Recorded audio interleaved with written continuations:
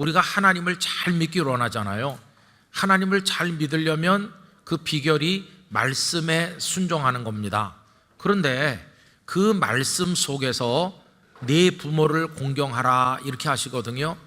여러분, 출애굽기 20장 12절 5번째 계명이 이렇게 되어 있잖아요. 네 부모를 공경하라. 또 에베소서 6장 1절과 2절도 그런데 우리 화면을 보면서 다 같이 읽어봅시다. 자녀들아, 주 안에서 너희 부모에게 순종하라. 이것이 옳으니라. 내 아버지와 어머니를 공경하라. 이것은 약속이 있는 첫 계명이니. 이게 하나님의 뜻이기 때문에 우리 성도들은 부모님을 공경해야 되는 거죠. 그런데 가끔 하나님을 잘 믿길 원한다고 그래요. 그런데 이 말씀이 가르치고 있는 부모 공경하라는 얘기를 완전히 무시하는 사람이 있어요. 하나님을 잘 믿겠다고 하는 것과 하나님의 말씀을 무시하는 게 이게 앞뒤가 안 맞잖아요. 여러분, 하나님의 뜻이기 때문에 우리 성도들은 부모님을 공경해야 됩니다. 두 번째는 그렇게 할 때 하나님의 복이 우리에게 임하는 거예요. 아까 그 5번째 계명을 말씀드렸는데 그 계명 뒤에 다음과 같은 약속이 붙어 있어요. 그리하면 네 하나님 여호와가 네게 준 땅에서 네 생명이 길리라, 이렇게 축복을 약속하셨고, 에베소서 6장 3절도 축복의 말씀인데 우리 다 같이 읽읍시다. 이로써 네가 잘 되고 땅에서 장수하리라. 아멘. 그래서 성경은 아주 간단하게 말씀하고 있어요. 복을 받길 원하느냐? 그러면 네 부모에게 효도해라, 공경해라, 이렇게 말씀하는 거죠. 그리고 세 번째, 왜 우리가 효도를 해야 되느냐 하면 행복한 가정이 만들어지려면 반드시 필요한 거예요. 여러분, 주변에서 부모와 자식이 대립하고 갈등하고 또 형제 자매 간에 싸우는데 행복한 가정을 보셨어요? 이건 존재하지 않는 거죠. 가장 기본적인 부모 공경이 이루어질 때 거기에 행복한 가정이 만들어지는 거예요. 우리가 살다 보면 행복이 깨지는 경우가 많이 있습니다. 이걸 어떻게 다시 복원할 것인가? 이런 아름다운 모습이 있어야 되는 거죠. 여러분, 효도라고 하는 것은 하나님께서 행복한 가정을 만드는 비결로 우리들에게 가르쳐 주신 것이에요. 여러분들의 가정에 효도를 통한 행복이 깃들기를 진심으로 축원합니다. 효도가 뭘까요? 오늘 본문에서 예수님은 효도가 뭔지를 아주 간단하게 우리들에게 몸으로 보여주시는데, 여러분, 오늘 본문 51절 우리 다 같이 읽어보도록 하겠습니다. 예수께서 함께 내려가사 나사렛에 이르러 순종하여 받으시더라. 그 어머니는 이 모든 말을 마음에 두니라. 아멘. 아까 그 말씀 나누기 전에 여기 스크린에 뭐가 나왔었잖아요. 그때 거기서 함께 내려가자 이렇게 나오잖아요. 여러분, 오늘 말씀의 제목이 함께 내려가세요인데 예수님께서 그 부모에게 보여주신 게 함께라는 것이요. 오늘 말씀의 핵심이 거기 있어요. 함께 하는 것이요. 사랑이라고 하는 게 뭘까? 이렇게 질문한다면 여러분, 아주 간단합니다. 사랑은 함께 하는 겁니다. 사랑하면 함께 하고 싶어서 병이 나요. 막 함께 하고 싶은 거예요. 그런데 사랑하지 않으면 아무리 조건이 좋은 사람들끼리 있다고 그래도 좀 계세요 그러면 그게 몹시 불편한 거예요. 사랑하지 않으면 함께 하는 게 고통입니다. 그러나 사랑하면 함께 하는 게 이 세상에서 둘도 없는 행복이 되는 것이. 우리 예수님께서는 그 예루살렘에서 나사렛까지 함께 가셨다는 거예요. 우리 영락의 성도 여러분, 여러분들의 가족들은 부모님, 자녀들, 형제, 자매 모두가 다 함께하는 가정을 이루시기를 부탁드립니다. 함께하는 게 얼마나 중요한지 몰라요. 근데 오늘날 현대 생활이라고 하는 게 함께하기가 쉽지 않죠. 우선 다 결혼해가지고 분가하고 직장 따라서 멀리 가고 공부한다고 해외에도 가고 다 흩어지니까 가족들이 함께하는 시간이 얼마 되지 않습니다. 부모님과 자녀들이 함께하는 시간이 얼마나 될까요? 아주 길어야 한 20몇 년이고 짧은 집안은 그보다 훨씬 더 짧죠. 그래서 얼마 안 돼요.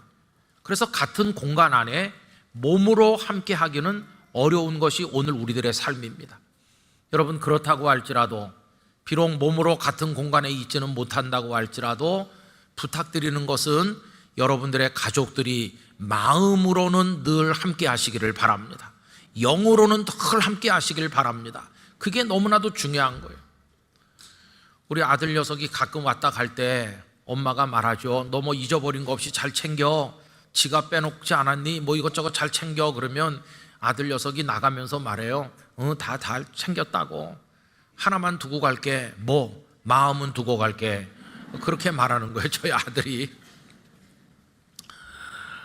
여러분, 저희 부모님은 서울에서 이런저런 저런 일 하시다가 나중에 서울에서 하는 일을 접고 경상북도 봉화 청량산 도립공원이 있는 그 근처에서 과수원을 하셨어요.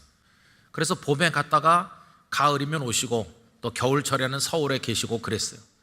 근데 제가 대학생 될 무렵부터 그렇게 하셨는데 제가 방학 되면은 가서 부모님 곁에 있다가 오곤 했어요.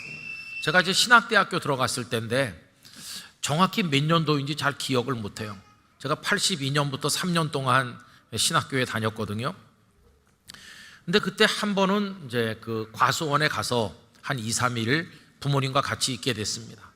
근데 제가 갔던 것은 사실은 어머니를 서울로 모시고 와서 병원에 가려고 하는 목적도 있었어요. 왜 그런지 저희 어머니가 바짝 말라서 그냥 대꼬챙이 같이 마르시는 거예요. 그러면서 얼굴이 시커멓게 되고 무슨 병 있는 분 같이 아주 초췌해졌어요. 그리고 무엇보다도 음식을 잡수질 못해가지고 조금만 잡수시면 소화가 안 돼서 계속 약을 잡수시고 고생하셨어요.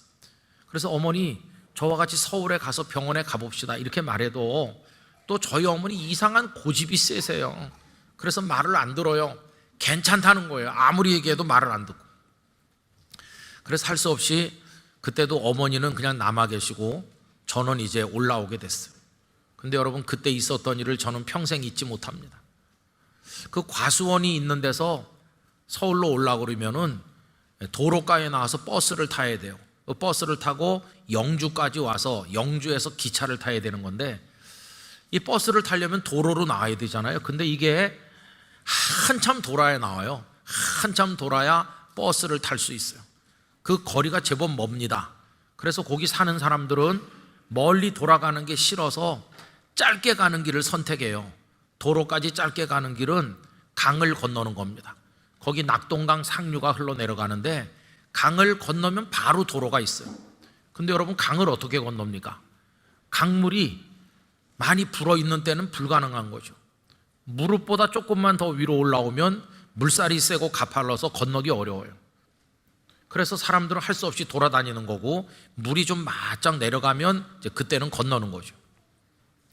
근데 여러분, 제가 갔을 때는 물이 한 무릎보다 조금 이렇게 건널 수 있을 정도로 물이 좀 줄었을 때예요. 그래서 제가 가방은 메고 자, 어머니 아버지 들어가세요. 저 강을 건너서 버스를 타겠습니다. 이렇게 했는데도 기어코 우리도 같이 건너가겠다고 그러면서 건너오시는 거예요. 여러분, 안 건너오셔도 되는데 기어코 같이 강을 건너서 버스 타는 거 보고야 말겠다. 그게 뭡니까 여러분? 다른 게 아니라 자식을 향한 말로 다 할 수 없는 사랑이에요, 사랑. 그래서 부모님과 같이 강을 건너지 않습니까? 그리고 조금 있으니까 그때는 그 아스팔트 포장도 안 된 차가 지나가면 먼지가 뽀얗게 나던 그런 옛날 신장로인데 시골 버스가 오는 거예요. 그래서 저는 타고 부모님은 서 계신 거죠. 근데 여러분, 저는 맨 뒷자리에 가서 뒷창문으로 부모님을 향해서 이렇게 손을 흔들게 됐어요. 무슨 영화에서 나오는 예의 같죠? 근데 저희 부모님도 다시 건너가질 않고 계속 거기 서 계셨습니다. 아버님은 이렇게 뒷짐을 지고 가만히 버스를 쳐다보고 계시고 어머니는 그 갸냘픈 몸에 뭐라고 하시면서 손을 막 흔드는데 뭐라고 하시는지 이 귀로는 들리지 않죠. 버스가 보이지 않을 때까지 두 분은 거기 서 계셨어요. 그 모습이 지금도 정말 가슴이 저리도록 그 사랑이 느껴지면서 생각이 나요. 그날 그 어머니가 뭐라고 말씀했을까? 제 마음의 귀로는 들은 것 같아요. 보고 싶었는데 아들 잘 왔다. 조심해서 가. 엄마 걱정은 하지 마. 가서 공부 열심히 하고 좋은 목사가 돼야 될 거 아니냐. 우리 아들 잘 가. 아마 그러셨을 것 같아요. 근데 여러분, 그때 저는 바로 서울에 오지 않고 대구를 들르게 됐습니다. 대구에 지금 동대구역 건너편에 가면 신암교회라는 교회가 있는데, 그때는 교회가 거기 있지 않고 다른 곳에 있었어요. 교회를 이전해서 지금 거기 있는 겁니다. 그 예전의 교회, 자그마하고 오래된 낡은 예배당에 저를 고등학교 때 가르쳐 주셨던, 그때는 전도사님이셨는데 이제 목사님이 되셔서 그 교회를 목회하는 분이 계셨어요. 그래서 그 목사님 댁에 가서 사택에서 같이 자고, 그 다음날 아침에 그 교회 새벽 기도회를 나가지 않았겠어요. 새벽 기도회 나가보니까 오래된 마루바닥 예배당이었어요. 마루바닥에 방석을 깔고 앉아서 새벽 기도회를 하는데, 참 그날 새벽 잊을 수 없죠. 그 목사님께서 새벽 기도회를 인도하시고 불을 끄고 각자가 이제 기도하는 시간이 됐는데요, 얼마나 눈물이 나는지. 그 전날 어머니 아버지가 버스가 안 보일 때까지 쳐다보고 계시던 그 모습이 가슴에 그냥 밟히면서 어머니가 금방이라도 돌아가실 것 같은 생각이 드는 거예요. 그날 새벽에 얼마나 울면서 기도했는지, 하나님 우리 어머니 좀 살려주세요. 우리 어머니를 좀 고쳐주세요. 제가 목사가 돼서 목회하는 거를 오래오래 보시다가 하늘나라 갈 수 있도록 어머니를 좀 고쳐주세요. 그렇게 기도를 했죠. 그리고 그날 오후에 저는 서울로 이제 올라왔어요. 그리고 한 20일쯤 지났는데 서울에 무슨 일이 생겨서 부모님이 서울에 오시게 됐어요. 그 어머니를 또 만난 거 아니에요? 근데 어머니를 만나고 제가 깜짝 놀랐어요. 그렇게 새카맣게 되고 볼품이 없이 초췌해졌던 어머니가 한 20일 만에 뽀얗게 되신 거예요. 그리고 살이 좀 올랐더라고요. 그러면서 음식을 요새는 잘 잡수신다는 거예요. 얼마나 감사한지. 여러분, 어머니가 저에게 간증했습니다. 내가 이번에 하나님의 손길로 고침받았다. 어떻게 된 겁니까? 너 버스 타고 간 그 다음날 새벽에 내가 늘 새벽 4시쯤 되면 깨서 기도하지 않니? 저희 어머니 그때 때문에 깨서 저를 위해 늘 몇 시간씩 기도하셨어요. 여러분, 그 어머니가 과수원에 딸린 그 집에서 기도하시던 그 시간, 저는 대구의 그 교회 마룻바닥에 엎드려 있던 시간인데 같은 시간이잖아요. 그런데 어머니 말씀이 그 새벽에 거기서 기도할 때 그냥 불덩어리가 가슴 속으로 들어왔다는 거예요. 성령의 불덩어리가 임한 거예요. 그날 새벽 저희 어머니는 놀라운 영적 체험을 하게 되셨고, 그 새벽 이후로 고침받은 것이, 그 새벽 이후로 얼마나 강건해지셨는지. 지난 12일 날이 저희 어머니 천국 가신 지 11년 되는 날인데요, 그때까지 저희 어머니 그 증세 없이 강건하게 살다 가셨어요. 할렐루야. 하나님께서 고쳐주신 거예요. 저는 뼈저리게 느꼈어요. 아, 어머니는 과수원 집에 계시고 나는 대구 신암교회 마루바닥에 와 있는데 이게 같은 공간 안에 있는 게 아니잖아요. 여러분, 그래도 마음이 하나가 되고 영이 하나가 돼서 같은 기도 제목으로 하나님 앞에 나가면 하나님이 들으시고 응답해 주시는 것이에요. 여러분들의 가족들이 그렇게 하나 되시기를 바랍니다. 함께 하셔야 되는 거예요. 비록 외국에도 있고 지방에도 있고 서울에도 있고 흩어져 있어도 우리 가족은 함께 하는 거다. 여러분, 이렇게 사랑의 줄로 여러분을 엮어서 한 덩어리가 되시기를 간절히 기원하는 것입니다. 부모님과 함께, 자녀와 함께, 형제 자매가 함께 이렇게 하는 거예요. 그리고 우리 자녀들이 부모님을 공경할 때, 여러분, 부모님이 좀 부족하시더라도 잘 받들어야 됩니다. 여기 예수님께서 함께 내려가셔서 그 다음에 하신 게 뭐냐 하면 순종하여 받드시더라 이렇게 돼 있잖아요. 여러분, 예수님의 부모님이 무슨 재벌입니까? 대단한 권력자입니까? 아니면 지식인들이신가요? 아니에요. 그 아버지 요셉은 그냥 볼품없는 그 당시 천대받는 직업 목수에 불과해요. 그 어머니 마리아도 그냥 나사렛이란 시골 동네 평범한 여인이었어요. 아무것도 내보일 게 없어요. 뿐만 아니라 지난주일에 생각한 것처럼 예수님께서 내가 내 아버지 집에 있어야 될 줄을 알지 못하셨나이까 라고 했을 때 그 말씀이 뭔지 깨닫지도 못했어요. 하나님으로서 사람 몸을 입고 이 땅에 오신 우리 주님의 부모가 되기에는 너무도 부족한 분이 예수님의 양부 요셉과 마리아였어요. 그런데 여러분, 예수님께서 그렇게 부족하고 모자람이 많은 그 부모를 어떻게 하셨나요? 순종하여 받드셨다는 것이. 순종했어요. 그리고 공경하는 마음으로 잘 받들어 드렸어요. 저는 참 요즘에 마음이 아픈 게 부모를 무시하는 자녀들이 많다는 게 마음이 아픕니다. 여러분, 어느 시점이 되면 역전이 되잖아요.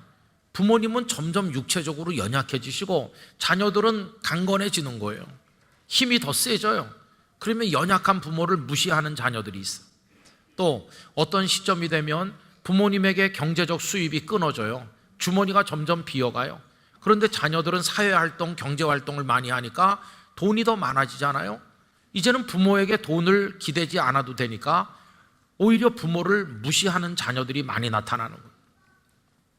더군다나 요즘에 첨단 과학기술이 생활에 접목돼서 연세 드신 어르신들은 살아가기가 참 어렵습니다. 옛날에는 차라도 한잔 하려고 들어가면 종업원이 뭘 드시겠습니까? 그러면 말로 하면 돼요, 말로. 그런데 요새는요, 뭘 드시겠어요? 그런 사람이 없고 기계가 떡 버티고 있어요. 그래가지고 가서 눌러야지 되는 거예요. 여러분, 언젠가 저도 어디 가서 이렇게 누르다가 포기했어요.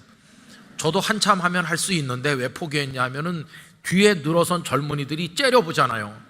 왜 빨리 안 끝내고 오래 하고 있냐, 이런 식으로 째려보니까 여기가 뜨거워가지고 그냥 포기해야 되겠다. 근데 저는 요새 이제 배워가지고 할 줄 압니다. 어르신들이 살기가 어려워요, 살기가. 그러면 자녀들은 핀잔을 주는 거예요. 아니 아버지, 아니 어머니, 그것도 몰라요, 이렇게. 그것도 모르냐고 그래요. 자긴 뭐 언제부터 알았나요? 그러면 부모님이 그런 얘기 들으면 어떤 생각이 드세요? 그래, 이놈아 너 잘났다 그러면서 화가 나시고 섭섭하지. 아, 우리 부모님이 연약해지셨구나. 아버지 여기 앉아 계세요. 아니면 어머니 제가 뽑아다 드릴게요. 아, 이렇게 해야 되고, 육체적으로 연약하면 자녀가 대신해야 되고, 부모님이 돈이 없으면 자녀가 보충해 드려야 되고, 이래야지. 부모가 부족하다고 부모를 무시하는 거예요. 심지어 어떤 자녀들은 부모에게 어떤 하자가 있고 핸디캡이 있으면 내 부모라는 게 부끄럽다, 이렇게 말하는 사람도 있어요. 아니, 자기가 어디서 하늘에서 떨어졌습니까? 참 기가 막힌 세상에 우리가 살고 있어요. 저희 부모님 묘소는 경상남도 양산에 있습니다. 거기 공원묘지에 이렇게 모셨어요. 부산에 있을 때는 묘지에 자주 가서 참 좋았어요. 어떤 데는 저 혼자도 가고 제 아내랑 가기도 하고 아이들도 자주 데리고 갔습니다. 특히 명절이 되면은 꼭 가서 부모님이 드렸던 기도를 아이들한테 얘기해주고, 할아버지 할머니가 너희들을 어떻게 기도했는지 알아야 된다, 이렇게 해가지고 그 앞에 가서 자주 이렇게 머리 숙여 기도하곤 했어요. 근데 거기 가다 보니까 평상시에는 주차장이 뭐 이렇게 복잡하지 않은데 명절이 되면 공원묘지 주차장이 막 미어 터지잖아요. 근데 명절에 가면 참 특이한 차를 하나 만났어요. 그 관리사무소에서도 그분들은 나가란 말도 안 하고 늘 그렇게 허락을 했던 것 같습니다. 트럭이 한 대 와가지고 있어요. 근데 그 트럭은 그냥 트럭이 아니고 개조를 해가지고 호떡을 구워 파는 트럭이었어요. 거기 와서 부모님 묘소를 방문했던 사람들이 다 줄 서가지고 그 호떡을 사 먹는데, 아, 우리도 갈 때마다 그 호떡을 사 먹었어요. 근데 여러분, 그 얘기를 왜 하느냐 하면요, 어느 날인가 거기 갔다가 참 우리 마음에 호떡보다 천배 만배 귀한 걸 경험하게 됐어요. 호떡도 참 맛있었던 걸 생각하는데, 한 번은 갔더니 그 부부는 호떡을 굽고 계시고 그 옆에 한 20살이나 나 보이는 어떤 처녀가 손님들을 얼마나 상냥하게 맞이하는지, 진짜 생글생글 웃으면서 목소리가 맑고 인사를 잘하면서 감사하다고 그러면서 돈을 받고 호떡을 싸서 드리고 이렇게 하는데, 정말 상냥하더라고요. 그렇게 상냥한 사람을 평소에 잘 보지 못했어요.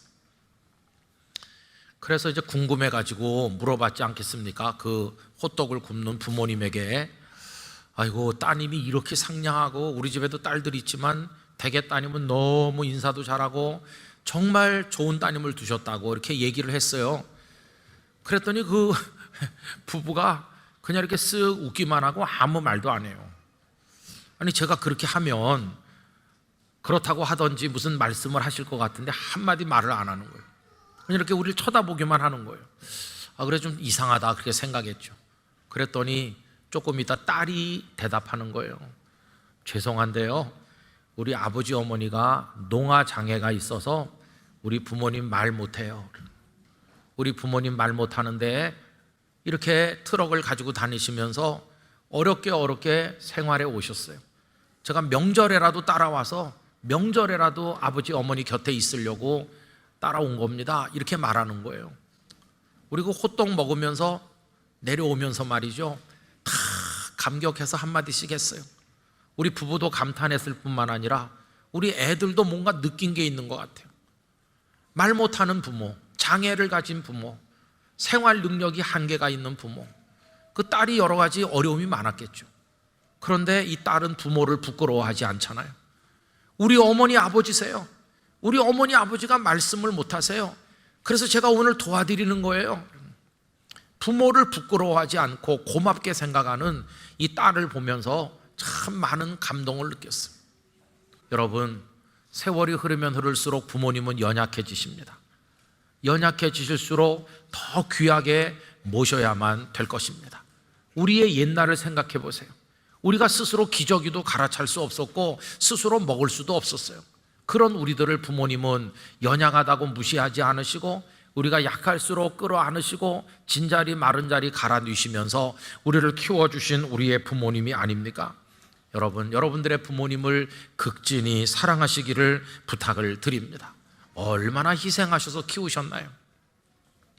지금은 3만 4천 명이 넘는 탈북 자유인들이 우리나라에 있어서 그게 뭐 특별하게 여겨지지 않지만 한 30년 전에는 누가 귀순을 하면 뉴스에 나올 정도로 특별했어요. 1994년 여만철이라고 하는, 우리로 말하면 경찰의 중간 간부쯤 되는 분이 가족 모두와 귀순을 했습니다. 그래서 그 여만철 선생이 텔레비전에 나와서 여러 얘기를 많이 했어요. 다른 건 다 잊어버렸는데 제 마음에 아직도 기억하는 거 하나 있어요. 먹을 게 하나도 없어가지고 이 집 저 집에서 굶어 죽던 그 북한이 어려웠을 때 이 집 저 집에서 나이 많은 노인들이 소리도 없이 사라지곤 했다는 거예요. 여러분, 나이 많은 노인들이 온다 간다 말도 없이 사라진 이유가 뭘까요? 어르신들이 일부러 집을 떠나주시는 거예요. 먹을 게 없는데 우리 늙은 두 사람이라도 없어지면 이 집에 입을 줄여서 자식들이라도 쌀 한 톨이라도 먹을 수 있으니 우리 둘은 살 만큼 살았으니 나가자는 거예요. 그렇게 나간 분들이 어디서 먹고 삽니까? 그런 분들이 주검으로 발견되곤 했다는 거예요. 자식들 먹고 살으라고. 그래서 제가 이런 생각을 했어요. 여러분, 우린 자유대한민국이고 저쪽은 체제와 이념이 다른 아주 폐쇄적이고 공포스러운 사회인데 이념과 세계가 워낙 다르잖아요. 그렇게 다른데 같은 게 하나 있는 거예요. 같은 게. 거기도 부모의 사랑은, 여기도 부모의 사랑은 둘 다 똑같구나. 부모님의 자식 사랑은 체제와 이념에 상관없이 똑같은 것이로구나 하는 것을 느끼게 됐어요. 여러분, 그런 사랑으로 부모님들은 우리를 돌보셨다는 거 우리가 절대로 잊어서는 안 될 것입니다. 저는 우리 영락의 젊은 세대, 우리 자녀들이 52절처럼 되시기를 축복합니다. 52절 다 같이 읽겠습니다. 예수는 지혜와 키가 자라가며 하나님과 사람에게 더욱 사랑스러워 가시더라. 아멘. 하나님께 사랑받고 사람들에게, 부모님에게 사랑받는 사람이 못 되는 거라면 그 지혜는 사악한 것이지 진정한 지혜가 아니고, 그 키가 크고 등치가 우람한 게 무슨 소용이 있습니까? 그런데 우리들이 잘 자라고 성장해서 우리 자녀들은 하나님께만 사랑받는 것도 아니고 하나님께도 사랑스럽고 사람에게도 사랑스러워야 되는데, 특별히 부모님에게도 기쁨이 되는 온전한 사람으로 자라나야 될 줄로 생각을 하는 것입니다.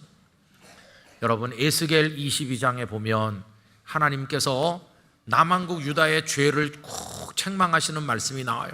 그런데 남한국 유다의 죄를 16가지를 나열하고 있어요. 그 중에 맨 처음에 나오는 게 뭘까요? 내 부모를 거역하였다. 그게 그 죄를 나열하는 중에 첫 번째로 나온 겁니다. 하나님께서 얼마나 그것을 악한 것으로 생각하시는지 우리가 깨닫고, 하나님 우리에게 주신 자녀를 부모는 사랑하고 자녀는 또 부모를 사랑하고 존중하고 동기간에 우애하면서 여러분들의 가정이 천국이 되시기를 축원합니다.